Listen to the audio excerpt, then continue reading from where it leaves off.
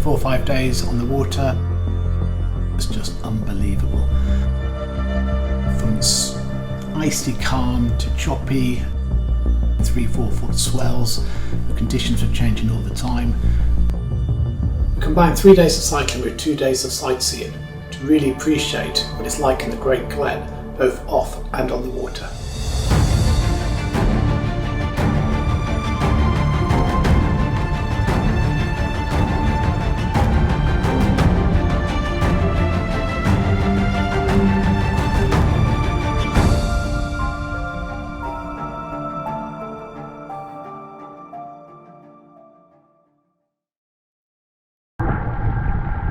I'm John Stanton. After 23 years working in a big corporation, I saw the Manta5 video of the Cook Strait crossing. I showed it to my wife and she looked at me and said, "Doesn't matter what I say, you're going to do it anyway." So that's what we did. So on the back of that we set up Tameki Leisure. So 3 of us got together, and Tameki is the Maori word for awesome. So it's awesome leisure, which sums up the Manta5 SL3 100-foot bike really well. Our summer holiday this year, we decided to go to Scotland and spend a week travelling along the Caledonian Canal, cycling on water on the bike, the Manta5 SL3 100-foot bike. In our group we had 6 adults and 5 children. We rented 2 boats and we took along 3 bikes to cycle on the Caledonian Canal. Loch Ness was the main reason for the trip. It is 36 kilometres long, 3 kilometres wide and 240 metres deep. All year round the water is 6 degrees in temperature, and with a very strong wind blowing down the glens, is often subject to tides and waves, which can make the conditions very variable and very treacherous. The waters of Loch Ness are very dark in colour due to the peat in the surrounding area. Loch Ness is a truly huge body of water. With its remoteness, its depth and its poor visibility, it is long believed to hold a secret. The Loch Ness Monster, better known as Nessie. Nessie was first sighted, or should I say reported sighting, was in 565 AD by St Columbia.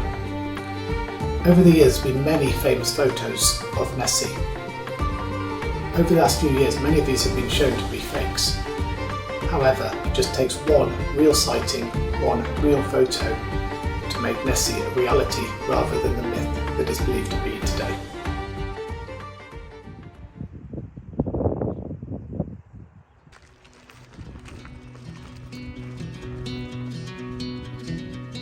The first day of the ride was along the Caledonian Canal. It was a 20-kilometre trip with 3 locks and 2 swing bridges.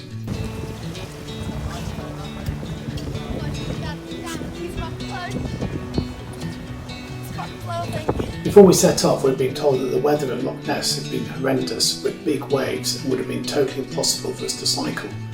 We decided to give it a go and headed off anyway. Here we are on the Caledonian Canal, just on our way to Loch Ness. Day 1, first launch, hopefully.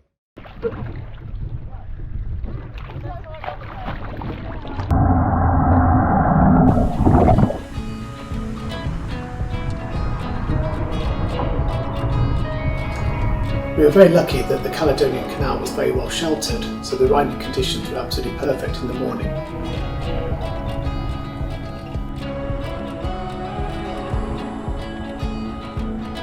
About halfway along the ride we got to Loch Wick.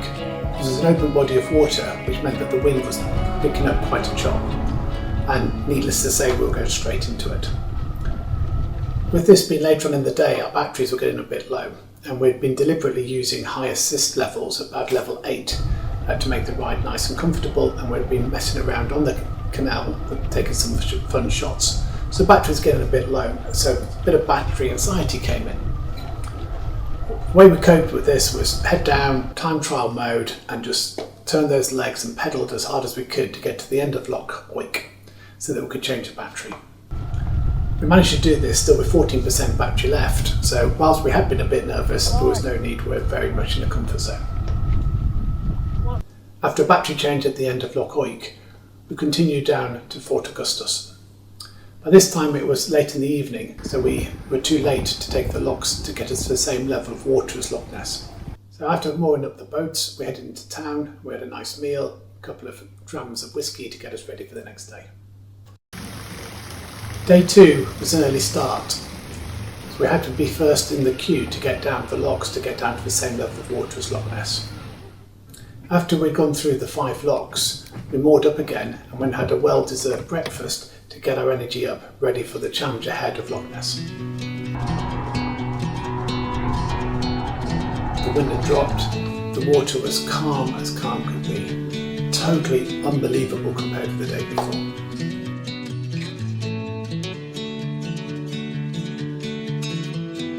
Whilst riding the loch, we tended to be at power assist level about 8 and used the carpet rear foil. This meant the cycling was really easy and gave us a lovely opportunity to look over the scenery, look at the water, see the mountains around us and really appreciate the ride. Manta5 recommend a maximum weight limit of 100 kgs. I'm 110 kgs, I can cycle the bike beautifully. What it does mean is that the battery does get used up a little bit quicker than if you're a lighter rider. And what they did mean for this trip is that we had to do some deep water battery changes.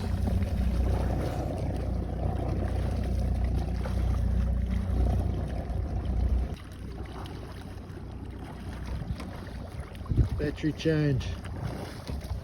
Took the old battery out and put the replacement battery in, taking care not to drop it into 200 metres of water. After a brief lunch break at Foyers, we pushed on to get to our target in the evening.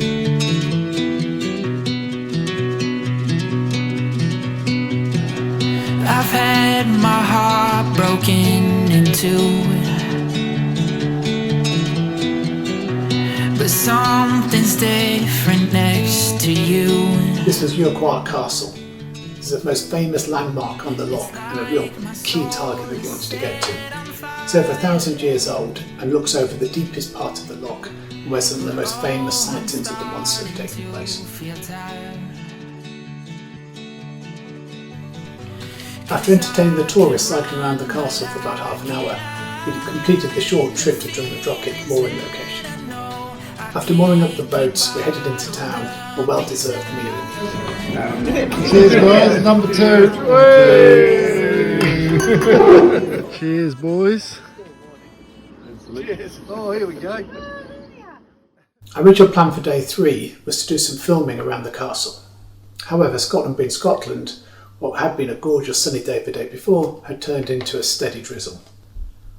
With the drizzle set in for the rest of the day, we had no choice but to get the planning ready for the next day, which was going to be a big challenge on day 4.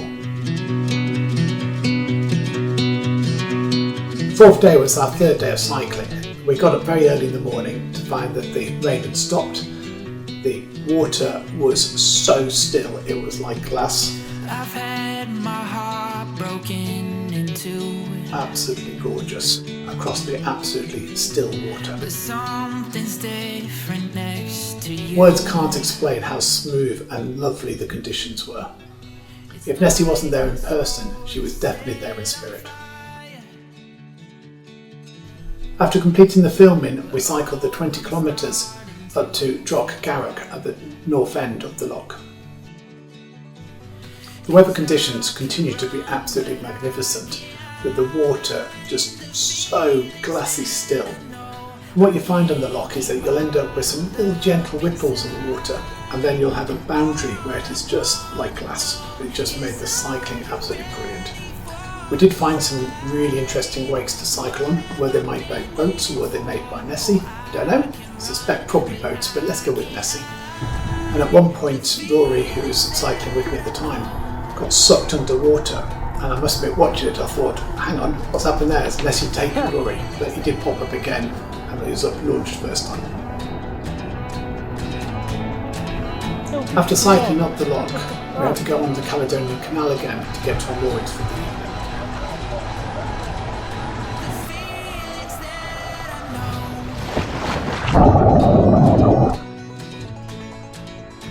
Okay. Yeah.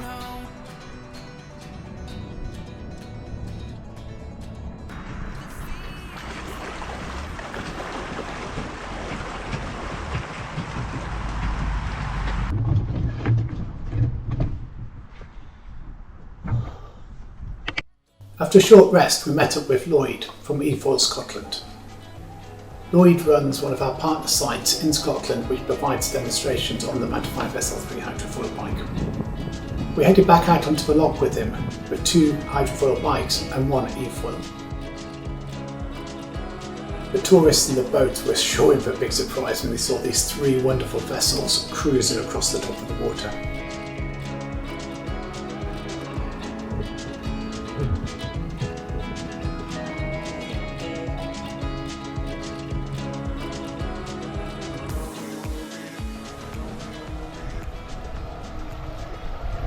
Our destination on the loch was Dawes, where we had the pleasure of meeting Steve Elton, or better known as the Nessie hunter. Steve's committed 30 years to his life in better understanding the mysteries around Loch Ness. We can fully recommend anyone who's visited Loch Ness to go and see him, see what he's up to and have a chat with him. And what you'll find is a very balanced view of the myth or the legend of Nessie. What is the truth, what isn't the truth, and what is still to be discovered. As fascinated as we were to talk to Steve about Nessie, Steve was actually even more fascinated to understand from us about the Manta5 SL3 hydrofoil bike. In 30 years looking over the water, he had never seen anything like 3 people cycling on water.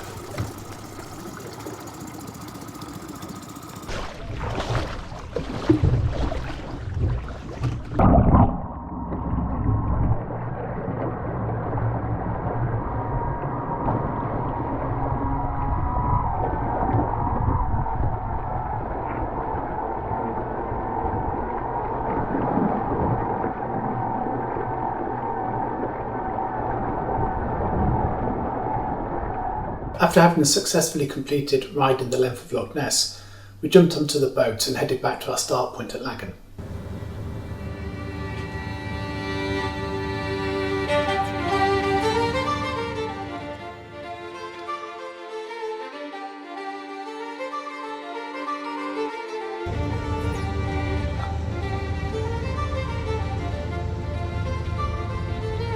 In one word, the trip was awesome. What a way to see Loch Ness, see the Caledonian Canal, see the water, see the changing conditions of the water. Unfortunately not see Nessie, but maybe next time. The 3 Manta5 SL3 hydrofoil bikes that we took on the trip were a pleasure to ride. You can imagine the attention we got from the tourists. We even saw a few kayakers on the water, and my favourite quote from them, which was my favourite quote of the week, was, "Are you from my future?"